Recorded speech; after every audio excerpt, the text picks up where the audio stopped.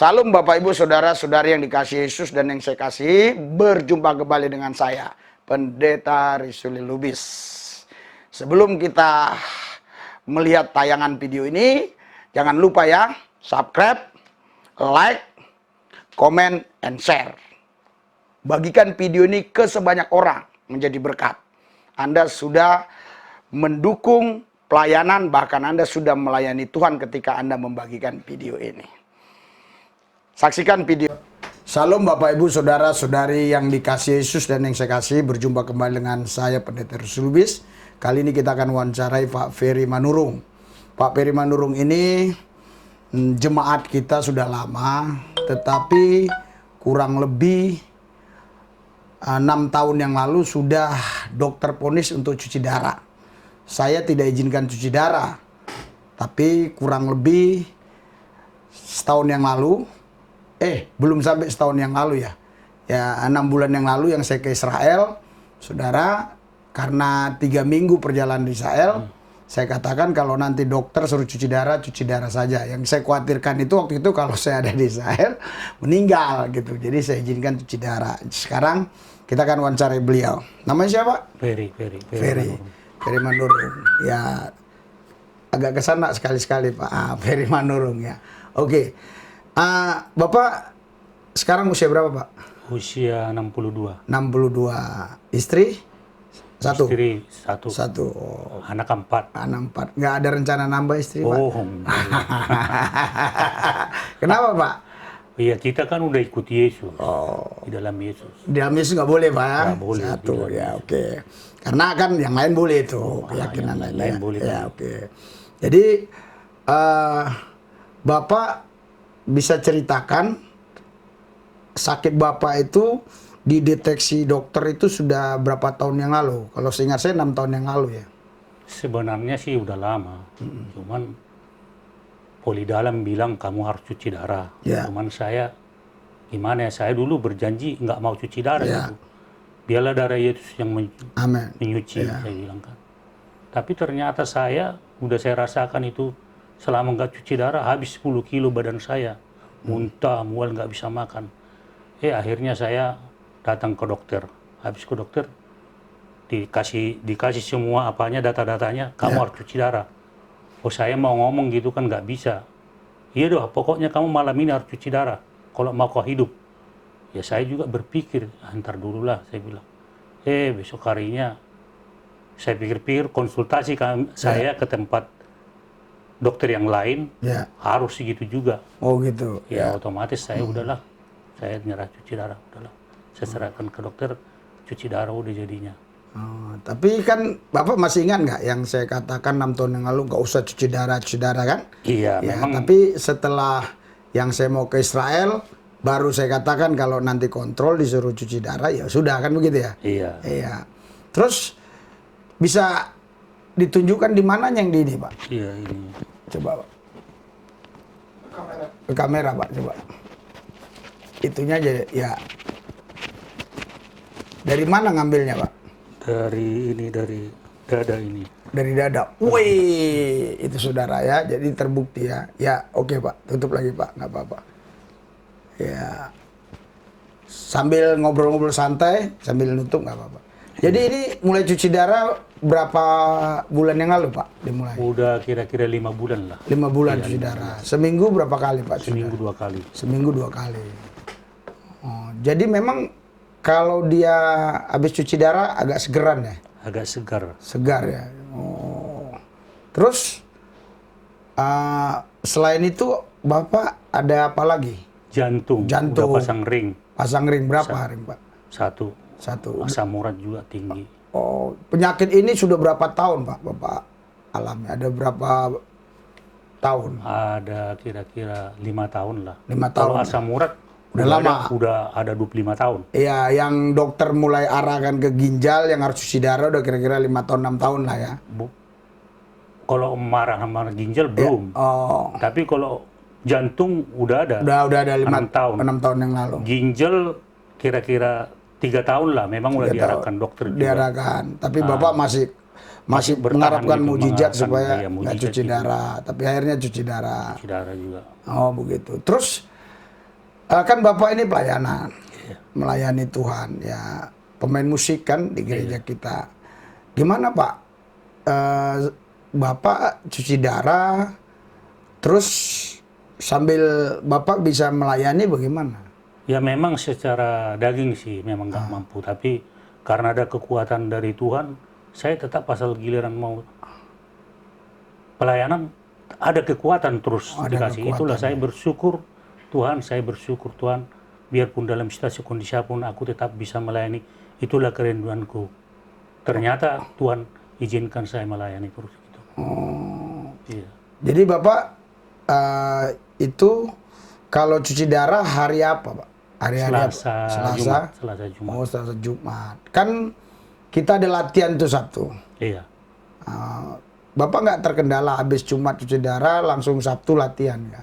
Enggak, sesudah hadir saya Jumat, Sabtu asal pelayanan saya berdoa gitu supaya tetap dapat aku tetap melayani. Ternyata mampu tetap sukacita Oh. dari Tuhan.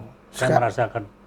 Ya kenapa Bapak harus ngambil keputusan yang sulit? Kan Bapak kondisinya sekarang sakit, udah cuci darah seminggu 2 kali.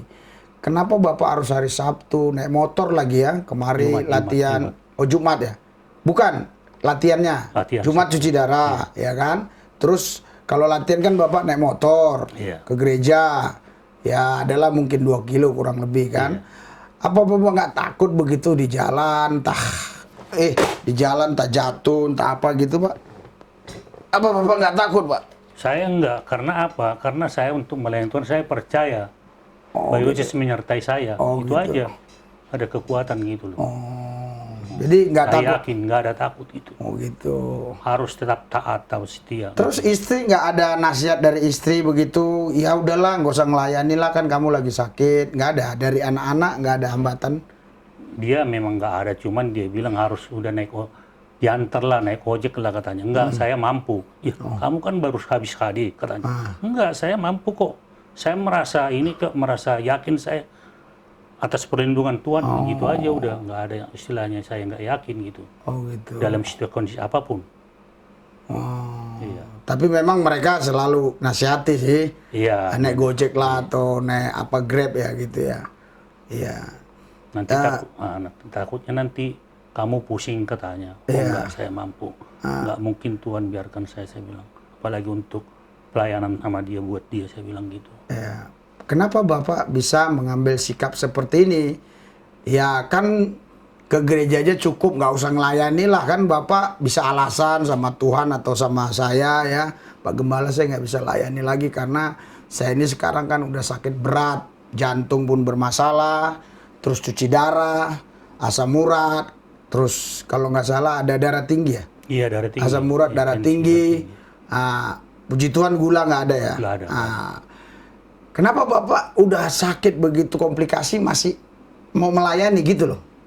Karena gini, saya percaya kalau bahwa saya melayani, justru saya percaya kalau saya melayani, mungkin saya kadang berpikir saya udah koid gitu. Oh, ya inilah satu-satunya jalan saya setia taat diberi kehidupan gitu, pemikiran saya gitu. Saya kan merasakan juga sukacita. Ya Bapak cerita. Dalam situasi kondisi apapun saya tetap saya sukacita, tetap untuk Tuhan gitu. Saya yakin dan mampu.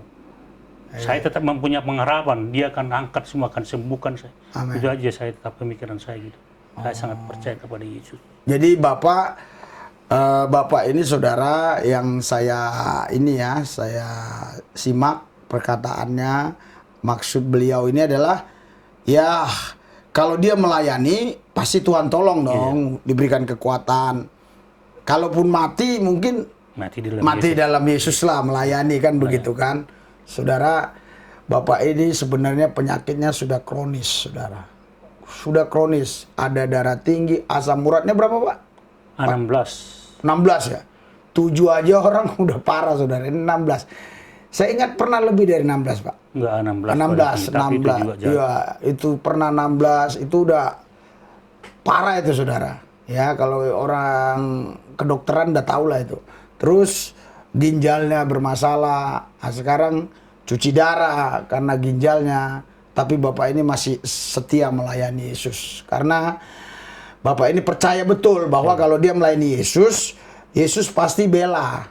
Kalaupun mati ya matilah dalam pelayanan, bukan mati di luar pelayanan. Maksudnya bukan hanya dalam Yesus saja, tapi dalam pelayanan meninggalnya begitu loh. Kalaupun mati.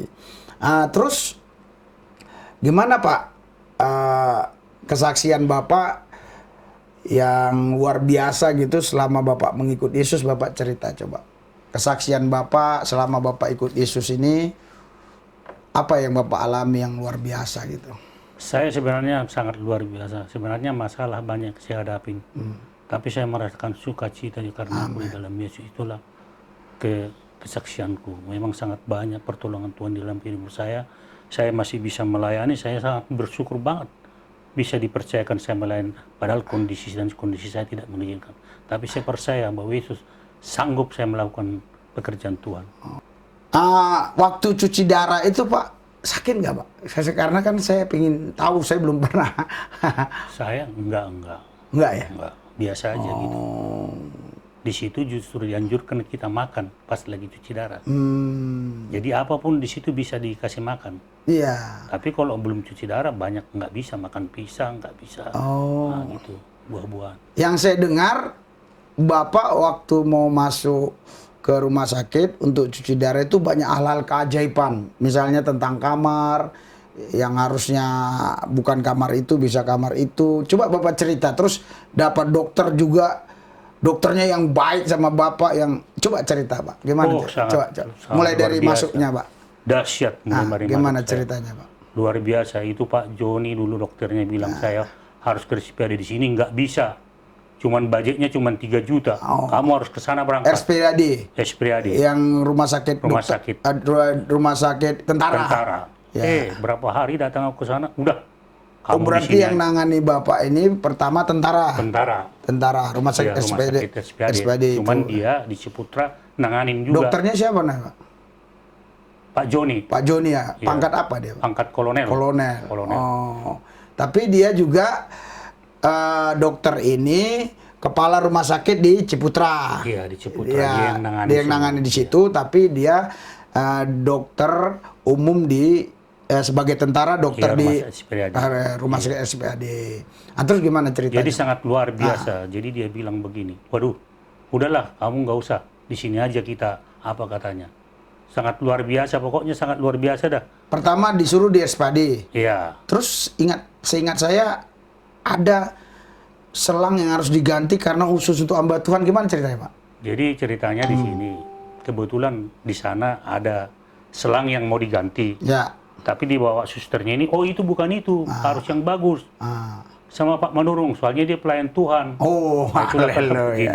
Cari yang bagus, jangan yang jelek dikasih sama Pak Manurung. Sangat luar biasa pokoknya. Sebenarnya selang itu bisa juga digunakan. Bisa, cuman yang lebih bagus. Lebih bagus. Sampai 1 jam nunggu carinya di gudang. Khusus buat saya. Memang luar biasa Tuhan itu, penyertaan Tuhan. Begitu juga di sini. Suster-suster juga. Terus kan kalau Bapak dari daerah kita ini, nggak usah pala sebut lah namanya, untuk ke RSPAD kan cukup jauh itu.